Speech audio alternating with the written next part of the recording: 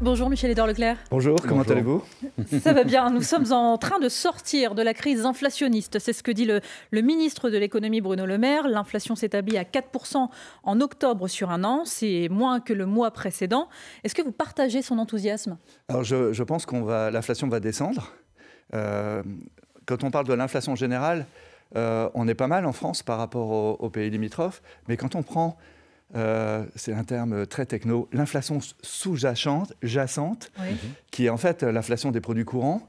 On vient de se taper quand même 17% de hausse en un an et demi. Et donc, pour que la courbe baisse, il va falloir s'y employer dardard. Sauf qu'il souligne, Bruno Le Maire, que l'inflation alimentaire, par exemple, est à 7,7% aujourd'hui, ouais, loin des 12% d'octobre 2022 qu'on a connus. Ça, c'est de nature à vous rassurer ?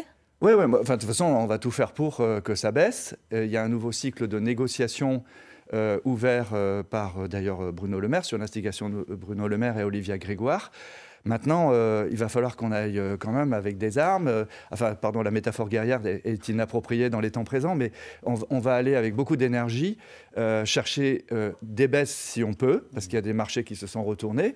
Et puis surtout, une inflation qu'il faut diviser par deux, quoi. C'est sur les produits alimentaires, sur les produits de consommation courante, parce que là, quand même, beaucoup d'industriels ont tapé les ménages à des niveaux inégalés depuis très longtemps, depuis 20 ans. On va parler de vos négociations, mais vous disiez l'inflation va descendre, il faut être précis. Ça veut dire que les prix vont baisser ou que l'inflation va ralentir, que les prix vont augmenter un peu moins vite? Alors, tout ce qui est non alimentaire, mais aussi peu produits en France, comme le textile, des choses qui étaient importées, vont carrément baisser.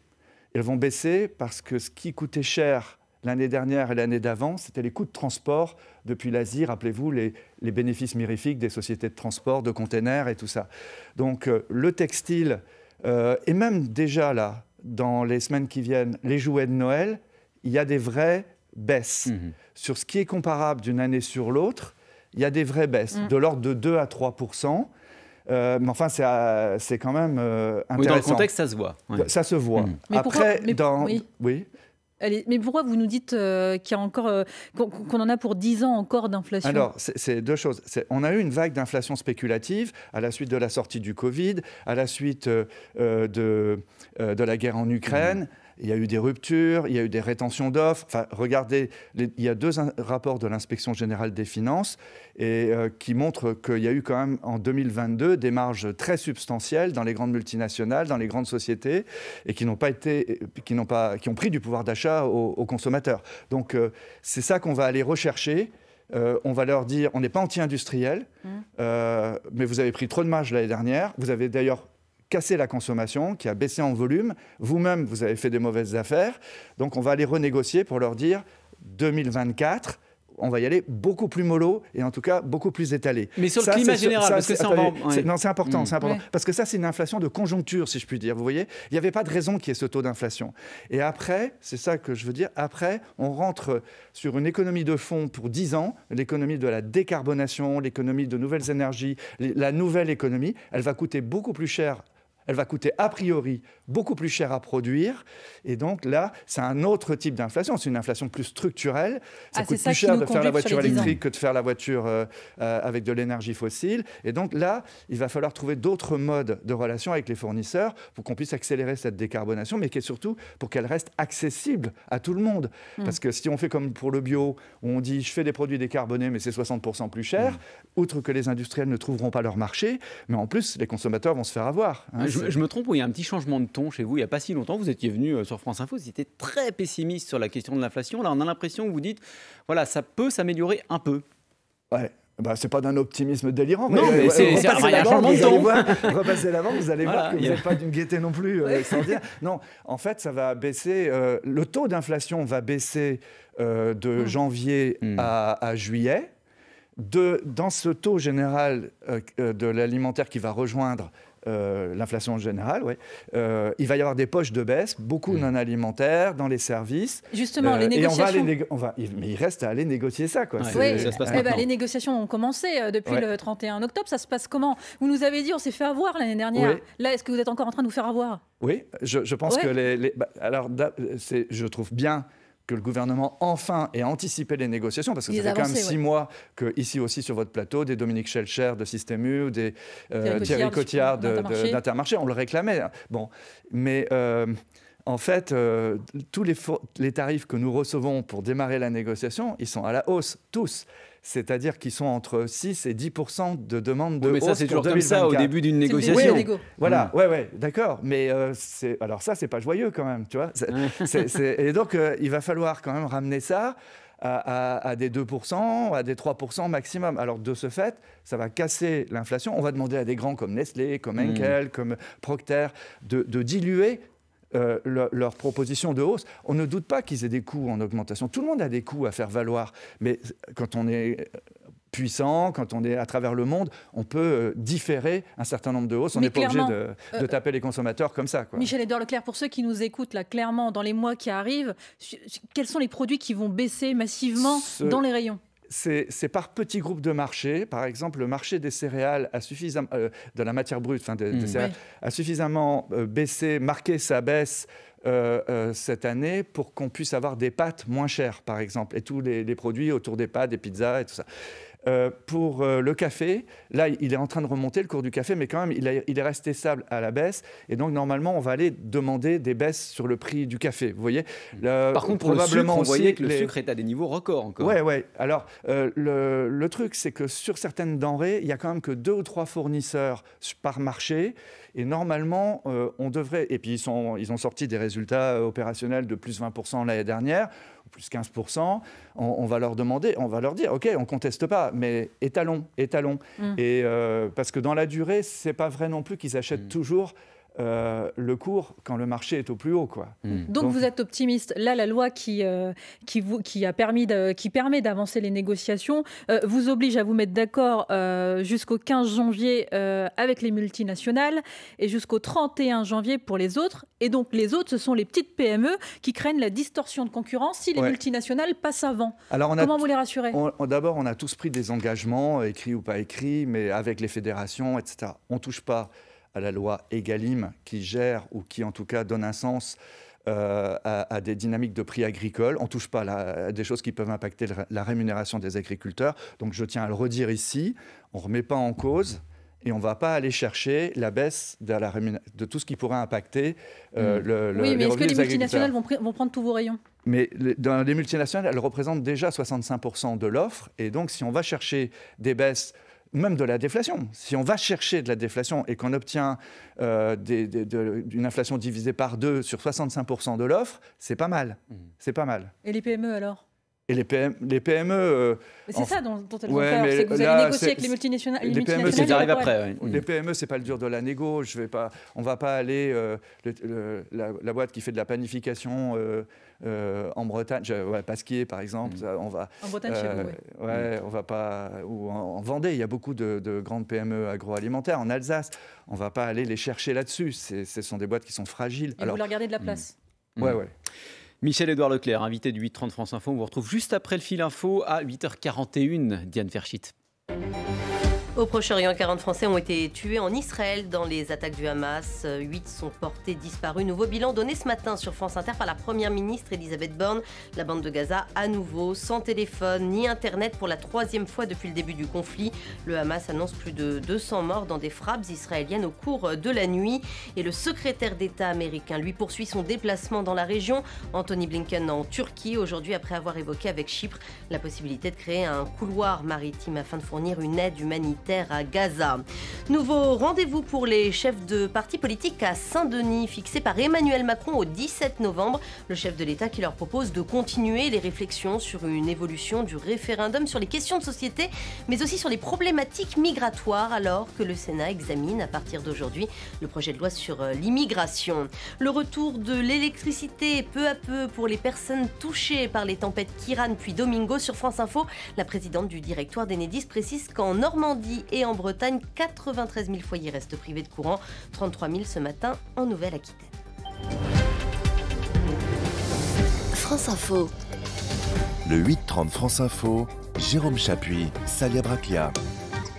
Toujours avec Michel-Édouard Leclerc, invité du 8h30 France Info. En septembre dernier, Emmanuel Macron voulait aussi un accord sur la modération des marges entre industriels, distributeurs. Il l'avait dit en direct à la télévision. On en est où aujourd'hui ? Alors, c'est une idée du président, mais pour 2024. C'est-à-dire qu'aujourd'hui, on nous envoie négocier. Le président, d'ailleurs, c'est la première ou deuxième fois qu'il a évoqué les marges trop fortes de l'industrie agroalimentaire internationale. C'était un dimanche soir, il en a parlé. Il a dit qu'il allait s'en impliquer personnellement. Donc, il attend de la négociation un rééquilibrage des prix dans l'intérêt des consommateurs. Et pour 2024, moi, c'est ce que j'ai compris, il veut nous faire signer un accord de modération de marge, à la fois les industriels et les distributeurs. Et vous y êtes prêts ? Oui, bien sûr. Oui. Parce que le sujet d'après, c'est la décarbonation. Il veut lancer son plan écologique, etc. Et là, il sait qu'il y a une inflation structurelle. C'est ce que vous disiez tout à l'heure. Ça va pas. Mais pardon, je ne comprends pas la logique. À quoi ça sert de signer l'accord des marges après les négociations? Parce qu'il faut savoir sur quoi la marge s'applique. Mais on a l'exemple de ces dernières années, même de cette année. Je pense qu'il a raison. Il faut d'abord voir à quel prix on arrive à l'achat, et après vous vous engagez à ne pas prendre plus de temps de profit. Donc on a un point de départ. Non, c'est un bon point de départ. Mais je trouve que c'est ce qu'avait fait Nicolas Sarkozy à l'Élysée. Il était sorti des querelles corporatistes. Il avait fait sortir tout le monde aussi des querelles entre le Parlement. Je vous rappelle que le Parlement, en pleine période d'inflation, vient de nous sortir une loi qui nous oblige à prendre des marges sur l'alimentaire. Il faut qu'on en parle. Limiter les promotions. On a une question pour vous là-dessus. Oui, la loi d'Escrozaille qui limite les promos pour les produits. Donc le politique doit se recaler un peu aussi entre Bruno Le Maire et Olivia Grégoire qui nous envoient négocier, et de l'autre côté des parlementaires qui ne sont pas que Renaissance, qui sont aussi PS, LR, et qui nous disent non, il faut pas faire payer aux fournisseurs des promotions, et puis il faut... Oui, d'accord, mais le moratoire sur la loi d'Escrozaille, c'est mort. Les parlementaires ne veulent pas revenir dessus, veulent pas revenir sur la loi. Non, mais attendez, on a d'autres voies de contentieux.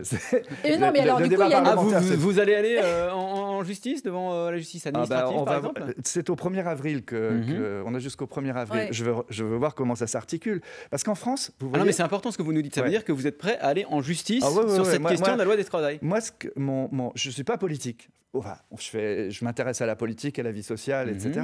Mais je ne suis pas l'homme d'un camp. Enfin, voilà. Et donc, ce qui m'intéresse, c'est le consommateur qui vient dans nos magasins, quelle que soit l'enseigne, et nous sommes responsables du prix qui va sortir et qu'on n'a pas fabriqué, et que le législateur veut nous voir faire augmenter alors qu'on est en période d'inflation. Donc moi, aujourd'hui, c'est très clair. Ce qui m'intéresse, c'est de pouvoir vendre moins cher. Et si la loi que j'appliquerai, entendez bien, parce qu'on me fait des procès, si la loi que j'appliquerai ne me permet pas de négocier moins cher, d'avoir des prix bas ou de faire des promotions, oui, on va taper, on va négocier. Mais ça veut dire qu'on va taper, ça veut dire que vous allez en justice. Oui, on va voir ça. Pour le moment, il n'y a pas de décret, il n'y a pas de... Vous voyez, on parle bien de la loi d'Escrozaille. Je suis pas au Parlement, donc... On parle bien de la loi d'Escrozaille, qui limite les promotions sur les produits d'hygiène, notamment. Voilà. Mais c'est quand même incroyable. On est parti d'une loi agricole pour protéger les revenus des agriculteurs, et on en vient à ne plus faire des promotions ou moins de promotions sur les couches, alors que c'est un produit de besoin, sur le dentifrice, les produits d'hygiène, alors que dans le comportement des consommateurs, on voit bien aujourd'hui que dans les arbitrages de consommation, les produits d'hygiène sont délaissés par les consommateurs. C'est pas une bonne chose. Olivier Grégoire, justement, vous la citiez, elle vous disiez... On l'entend, Michel-Édouard Leclerc, se battre sur plusieurs fronts, sauf que lui, il dit par exemple ouvertement qu'il est prêt à acheter à l'étranger pour faire baisser les prix dans ses magasins. Ça ne va pas dans le sens de la souveraineté alimentaire voulue par Emmanuel Macron. Par contre, je suis aussi patriote qu'elle. Donc moi, ça me va très bien de relocaliser, d'amener de l'industrie en France. Et je suis heureux quand dans ma Bretagne... il y a des investissements, c'est pas le sujet. Le sujet, là, c'est qu'on discute avec des sociétés qui ont leur siège à Atlanta, Coca-Cola. On discute avec des sociétés américaines comme Procter & Gamble, avec des sociétés hollandaises, Unilever, avec des sociétés qui ont Nestlé a son siège à Vevey, en Suisse. Donc, pour eux, la France, on est 4% de leur marché mondial. C'est normal que j'aille négocier. En plus, mais on ne peut pas faire une loi que pour les produits étrangers. Non, c'est l'inverse. Normalement, on devrait faire... pour les produits français. Il faut faire une... Oui, mais aujourd'hui, moi, j'ai les chiffres. Les 50 plus grands fournisseurs qui livrent les hypermarchés, s'approvisionnent pour moitié en dehors de France. Donc, faut quand même tenir compte de ça. Et quand vous dites pardon, c'est l'inverse, ça veut dire que vous êtes pour... des boîtes comme Bayersdorf, Kellogg's, Red Bull, G&G, Findus, GSK, il y a plein de marques derrière ça, PepsiCo, ils ne s'approvisionnent pas en France. Ça veut dire que vous êtes pour une forme de protectionnisme ? Non, de régulation, oui. Mais c'est quoi la différence ? Je ne sais pas si vous avez vu cet été, je ne fais dire rien d'autre que ce que dit le président de l'autorité de la concurrence. Le président de l'autorité de la concurrence, cet été, dans un article des pages saumon du Figaro, dans un interview, rappelait que la loi Egalim était faite pour protéger les agriculteurs. Mais elle n'a jamais été faite pour empêcher la concurrence entre grands industriels et, pour empêcher les négociations de prix. Donc là, moi, ce que je réclame, tout simplement, c'est que si 65% du marché français de consommation courante est alimenté par des sociétés multinationales, c'est normal que les Leclerc, mais aussi les Carrefour, les Système U, on aille chercher les meilleures conditions d'achat de ces boîtes-là, d'autant que nous, on a des Leclerc en Pologne, on a des Leclerc en Espagne, on a des Leclerc en Slovénie, au Portugal, et Carrefour est présent aussi dans plein de pays. Donc il ne faudrait quand même pas que ces boîtes-là profitent et se cachent derrière la loi française pour vendre plus cher aux Français. Michel-Édouard Leclerc, vous avez commencé l'opération prix coûtant pour le carburant il y a plus d'un mois, le 29 septembre dernier. Est-ce que vous avez déjà calculé votre manque à gagner ? Oui, je fais relever sur le site du gouvernement, on fait des extractions tous les soirs des positionnements d'enseignes. Pardon, je ne veux pas faire de la publicité sur une chaîne publique, mais on est les moins chers, même quand les autres font des opérations à prix coûtant. Mais moi, ce qui me... les consommateurs ont l'habitude. Le deuxième, c'est Système U. Le manque à gagner, il est combien ? On ne va pas faire le classement ici, mais... Non, c'est pas ça que je veux vous dire. Ouais. On vend à prix coûtant quelque chose qu'on n'arrive pas à négocier auprès des raffineurs. Je vous rappelle que quand... Toujours pas ? Non, je vous rappelle qu'au départ, il y a un deal. Le deal, c'est Madame Borne demande aux distributeurs des efforts, mais aussi aux raffineurs d'accompagner ces efforts. Leclerc a écrit à tous les raffineurs français et à ses fournisseurs, nous n'avons aucun rabais. Donc vendre à prix coûtant quelque chose qu'on achète cher, ça ne fait pas de nous les moins chers. Donc ce que nous réclamons aujourd'hui, c'est de sortir de cette situation. Leclerc, son engagement, c'est d'être le moins cher, mais il faut que Total, Mobil, Exxon jouent le jeu. Et pour le moment, non seulement ils sont les plus chers, si vous regardez sur le site des extractions du gouvernement, Total est 15 centimes plus cher que Leclerc. Total plafonne à 1,99 €. Il est plus cher de 15 centimes qu'un Système U ou qu'un Leclerc. Mais en plus, le gouvernement a cédé à leur demande, à la demande de M. Pouyanné, de ne pas taxer les super profits. Donc pour vous, il y a urgence à ce que le gouvernement, qui a missionné l'inspection générale des finances pour enquêter sur les marges des raffineurs, il y a urgence à ce qu'on rende des conclusions sur cette inspection ? Oui, et donc je vais redemander à Mme Borne, je vais voir ça avec mes collègues de la distribution aussi, qu'elle reconvoque les raffineurs pour qu'on obtienne des baisses de prix. Parce que pour le moment, ce sont eux qui margent le plus sur le marché français. Juste sur la mesure à 1,99 €, le plafonnement de Total qui a prévu de le prolonger en 2024. Vous, le prix coûtant, vous allez le prolonger aussi en 2024 ? Pas dans ces conditions-là. De toute façon, vous vous rendez compte ? 1,99 et nous, on est à 1,78 sur le gasoil. Donc, regardez cet écart. Et tout le monde reprend « Ah, Total a bloqué ses prix ». Oui, mais il fait un pognon de dingue, diraient certains. Et pendant ce temps-là, nous, on est à prix coûtant et pas forcément placé. Celui qui est à prix coûtant n'a pas forcément obtenu de son raffineur d'être bien placé. Donc, il faut changer ça. Et la poursuite des opérations va dépendre de... C'est un jeu à trois. Et donc on va demander à Mme Borne, on n'exige pas de Mme Borne, de faire les intermédiaires. Michel-Édouard Leclerc, vous êtes avec nous jusqu'à 9h, on vous retrouve juste après le fil info 8h51. Diane Ferchit. Du jamais vu sous la Ve République, un ministre en exercice jugé par la Cour de justice de la République, le garde des Sceaux, Éric Dupond-Moretti, va comparaître pour prise illégale d'intérêt. Début de l'audience à 14h. Il a toute ma confiance, assure ce matin sur France Inter la Première ministre Elisabeth Borne, qui évoque la présomption d'innocence. Après les tempêtes Kiran puis Domingo, 126 000 personnes au total en France sont toujours privées de courant ce matin. C'est ce qu'indique Enedis sur France Info, en Bretagne, en Normandie, en Gironde, ainsi qu'en Vendée principalement.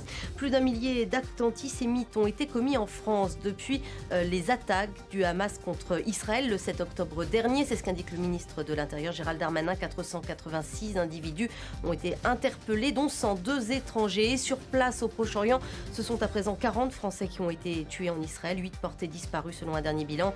Une soldate israélienne a, elle, été blessée au couteau ce matin à Jérusalem-Est. L'assaillant a lui été abattu.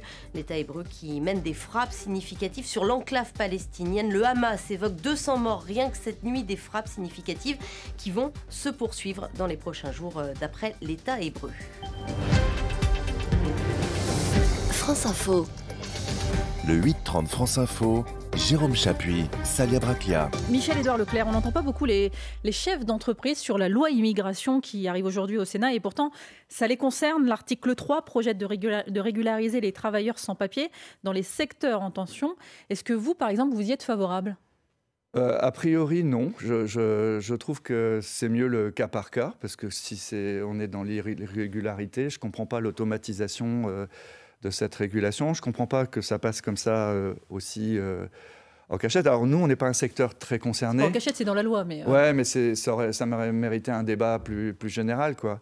Et là, donc, je ne sens pas trop le truc. Et d'ailleurs, regardez, le MEDEF, tout le monde se planque là dans l'histoire. Personne n'intervient. Oui, parce qu'il n'y a que des coups à prendre. Mais nous, notre secteur n'est pas concerné. Un petit peu quand même, parce que par exemple, en tout cas indirectement, je ne sais pas, la sécurité privée, par exemple, dans vos magasins. Je ne vais pas raconter des histoires de sécurité, mais non, on n'est pas vraiment concerné. Oui, il n'y a pas de postes dans lesquels cette année, vous voyez, on avait 7000 postes à pourvoir dans les Leclerc, ce qui est quand même pas mal. Hein. Ça vous montre quand même que même si la consommation patine, nous, en tout cas, 7000 postes à pourvoir. On les a pourvus aux 3/4 les 6 premiers mois, et là, maintenant, c'est complètement pourvu. Et en fait, les 3/4 des nouveaux salariés chez nous viennent de la concurrence ou de l'industrie. Mais sur le principe de régulariser des travailleurs qui sont déjà donc sur le sol français, mais qui sont sans papier et qui donc travaillent depuis un certain nombre d'années. Mais moi, sur le principe, je suis d'accord, mais je suis d'accord. Je pense qu'il faut sauver les gens qui n'ont pas voulu mal faire et qui se retrouvent acculés. Mais cette loi-là, elle ne dit pas que ça, c'est des lois symboles sur l'immigration. Et comme aujourd'hui, c'est très clivant dans la société française, je préférerais qu'on dise de quoi on parle et qui est concerné. Ouais. Il nous reste quelques minutes. Il faut qu'on parle de Noël parce que ça arrive assez vite, c'est le mois prochain. Ouais, c'est déjà en magasin. Ouais, c'est déjà en magasin. Vous nous disiez que les jouets, ça allait baisser un tout petit peu, mais ça va quand même rester un Noël très cher. Alors, 40% de l'offre, c'est-à-dire celle qui est vraiment comparable, chez nous, et puis je pense que par réaction avec les concurrents, c'est pareil, ce sera moins cher que l'année dernière. Parce qu'on a vraiment bénéficié d'une baisse de coût des conteneurs. Donc là, on parle des jouets. Hein. Des jouets. Après, ce qui augmente, et là, on n'y peut pas grand-chose, c'est les licences, vous savez, ces jouets qui sont associés à la sortie d'un film, etc. Alors, je suis devenu un expert de Barbie. On est tous un peu experts de Barbie. Ça a cartonné, mais on a quand même beaucoup de promotions. Alors, quand je dis on, c'est dans la distribution, pardon, je ne tire pas le fil à moi. Il y a beaucoup de promotions du fait aussi sur ces films-là. Donc, les jouets moins chers, mais est-ce qu'on va payer plus cher, par exemple, le foie gras les chocolats non seulement ce sera moins cher, mais il y en aura, parce que vous vous rappelez plus que l'année dernière, il n'y avait pas de foie gras. Il y avait des problèmes de champagne. Alors là, je pense que c'était aussi spéculatif. Il y avait des problèmes de champagne. Je pense que les championnats... en tout cas, il manquait du champagne. Du saumon, il y en a plein. Et a priori, il est même plus sain, parce que les ONG ont pas mal demandé d'exigences. Pardon, mais qu'est-ce qui a changé depuis l'année dernière pour que les stocks soient meilleurs cette année ? Le coût des transports, tout ce qui est importé, c'est tout ce qui est... Vous savez, en France, on ne produit plus beaucoup de textiles, de jouets. Enfin, il y en a un peu dans les Vosges, un petit peu dans le Choletais. On parlait des denrées alimentaires. Vous parliez du foie gras, du saumon. C'est la grippe aviaire. Il y a plus il y a la grippe aviaire qui est pendante encore un peu en Bretagne et tout ça. Mais il y a du foie gras. Et puis, je pense, c'est un non-dit. Je pense que les accords de préférence qu'on a donnés à l'Ukraine font qu'on doit sans doute importer des foies de l'Ukraine. Mais je ne suis pas sûr de moi, mais l'année dernière, ce sont les poulets ukrainiens et les oies ukrainiennes qui avaient comblé les offres de nos fournisseurs. Est-ce que vous anticipez des changements de comportement des consommateurs qui sont quand même souvent matraqués à la caisse du fait de l'inflation, avec un serrage de ceinture mais complètement. Alors, il y a aujourd'hui très clairement... c'est pour ça qu'on va les négocier durement avec les grandes marques, c'est qu'elles ont perdu la partie, quoi. Il y a des baisses de volume sur les grandes marques de l'ordre de 5 à 10%. Donc si elles veulent re-rentrer chez nous, il va falloir qu'elles baissent leur prix. Les Français ont préféré les marques de distributeurs, et à l'intérieur des marques de distributeurs, ils ont préféré les marques premier prix. Les marques premier prix, ça cartonne. D'ailleurs, 60 millions de consommateurs, on a fait un sujet... Elles ne sont pas forcément bonnes pour la santé. Non, mais vous avez vu qu'elles tiennent quand même 50% de comparaison avec des grandes marques. Elles sont 50% moins chères que les grandes marques, et 50% d'entre eux tiennent la comparaison avec les grandes marques. En termes de qualité, vous voulez dire. Y compris en termes de qualité. Je vous invite à lire le numéro de 60 millions de consommateurs. J'ai l'air de l'avoir fait quand je dis ça, mais je l'ai lu avant de venir à votre émission, donc il est dans ma tête. Les premiers prix, aujourd'hui, s'installent. Et ce n'est pas simplement les plus pauvres qui achètent les premiers prix. C'est aussi des arbitrages qui se font en famille. On peut mettre un bon cru et en même temps des pâtes premier prix. Et ça, c'est important. Mais là, ce que je voudrais dire surtout, c'est que cette crise qu'on a vécue... elle ne va pas nous empêcher de renouer avec l'esprit des États généraux de l'alimentation, du mieux manger et du bio. Il ne faut pas arrêter le bio. Je le dis à tous les gens qui sont partis sur le bio. Le bio était trop cher. Il était trop sélectif. Il a voulu faire sa niche du premium et tout ça. Mais en fait, c'est très bien le bio. Et donc, il faut simplement une fois recalé en prix, qu'il se développe. Les produits locaux, ça marche bien aussi, très très bien. Donc voilà, quand tout a eu une bouffée d'inflation, ça s'arrête. Mais la tendance de fond, on peut la reprendre. Merci beaucoup, Michel-Édouard Leclerc. Vous étiez l'invité du 8h30 France Info ce matin. Je vais vous laisser en compagnie de Salia Braclia. Salia, dans 5 minutes, les informer. Quel est le programme ? 2 sujets au menu. Le ministre de la Justice devant la justice. C'est inédit et ça commence aujourd'hui. Le garde des Sceaux, Éric Dupond-Moretti, comparaît devant la Cour de justice de la République. Mais il reste à son poste. Est-ce une position tenable ? Et puis, maintes fois reporté, le projet de loi immigration arrive aujourd'hui au Sénat. Jusqu'où ira Gérald Darmanin pour faire adopter le texte ? Quelles concessions possibles ?